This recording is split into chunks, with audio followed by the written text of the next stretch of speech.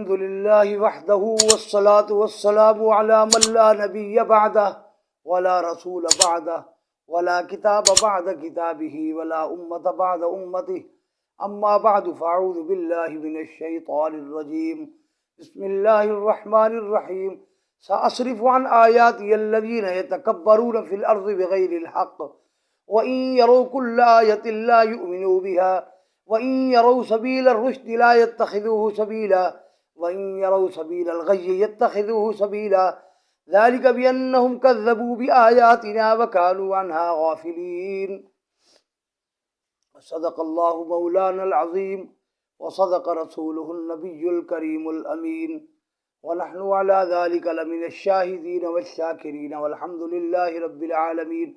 اس آیت کے اندر اللہ تعالیٰ نے تکبر کی تعریف بھی فرمائی ہے اور اس کے بعد تکبر کا نقصان، تکبر پر سزا جو دنیا میں اللہ تعالیٰ دیتا ہے اس کا بھی بیان فرمایا۔ پہلے اللہ تعالیٰ نے تنبیہ کرتے ہوئے تکبر کے اوپر جو سزا ملنی ہے دنیا کے اندر اس کو بیان فرمایا اور اس کے اندر تعریف بھی بیان فرمائی۔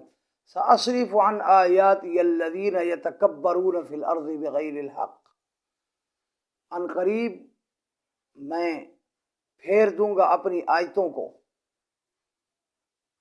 ان لوگوں سے یتکبرون جو اکڑتے ہیں فی الارض زمین کے اندر بغیر حق کے۔ اس میں اللہ تعالیٰ نے تکبر کی تعریف بھی کر دی، یتکبرون فی الارض بغیر الحق، نہ حق زمین میں اکڑنا اس کا نام تکبر ہے۔ حدیث شریف میں سرور عالم صلی اللہ علیہ وآلہ وسلم نے تکبر کی تعریف یہ فرمائی، بطر الحق و غمت الناس، حق کو روند ڈالنا، لوگوں کو حقیر سمجھنا، اس کو تکبر کہتے ہیں۔ اسی کو قرآن کریم میں اس انداز میں فرمایا گیا، ناجائز زمین میں اکڑنا، گویا کہ زمین میں جائز اکڑنا یہ تکبر نہیں ہے۔ جیسے ناجائز جھکنا، بے جا شریعت کے خلاف جھکنا تزلزل نفس ہے، وہ تواضع نہیں ہے۔ جائز اکڑنا وہ بھی تواضع ہے، وہ تکبر نہیں ہے۔ گویا کہ تواضع کی تعریف ہے اللہ کے لیے اکڑنا اور اللہ کے لیے جھکنا، اللہ کے لیے جھکنا اور اللہ کے لیے اکڑنا یہ تواضع ہے، اور نفس اور دنیا کے لیے جھکنا تزلزل نفس ہے اور اس کے لیے اکڑنا تکبر نفس ہے۔ ناجائز اکڑنا، ناجائز جھکنا تزلزل نفس ہے، ناجائز اکڑنا تکبر نفس ہے۔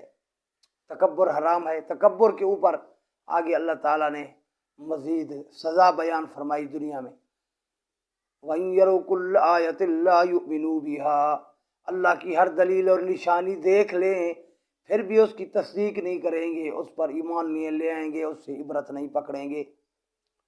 وَإِن يَرَوْا سَبِيلَ الرُّشْدِ لَا يَتَّخِذُوهُ سَبِيلًا، یعنی اگر ہدایت کا رستہ وہ دیکھ بھی لیں تو اس رستے کو نہیں اپنائیں گے، اس رستے کو اپنا رستہ نہیں بنائیں گے، اس میں نہیں چلیں گے۔ وَإِن يَرَوْا سَبِيلَ الْغَيِّ يَتَّخِذُوهُ سَبِيلًا، اگر کج پنی کا، کج روی کا رستہ دیکھ لیں، ٹیڑھا رستہ دیکھ لیں، جہنم کا رستہ دیکھ لیں، اس کو فوراً اپنائیں گے۔ یہ تکبر کی سزا ہے۔ جو آدمی جان بوجھ کر ناجائز طور پر اکڑتا ہے، خدا تعالیٰ اس کو حق کی بات قبول کرنے سے دور فرما دیتا ہے، اس کو یہ سزا دیتا ہے۔ ذالک بأنہم کذبوا بآیاتنا، یہ کیوں سزا ہے اتنی بڑی؟ ذالک، اتنی بڑی سزا کیوں ہے؟ بأنہم، اس وجہ سے کہ کذبوا بآیاتنا، انہوں نے ہماری آیات کو جھٹلایا، اس لیے کہ اترا کر انہوں نے اللہ کی آیتوں کی پرواہ نہ کی۔ وَكَانُوا عَنْهَا غَافِلِينَ، وہ اللہ کی آیتوں سے بے پرواہ ہو گئے، اعراض کرنے والے ہو گئے۔ اللہ جل شانہ ہمیں تکبر جیسی مہلک بیماری سے محفوظ فرمائے۔ وآخر دعوانا الحمد للہ رب العالمین۔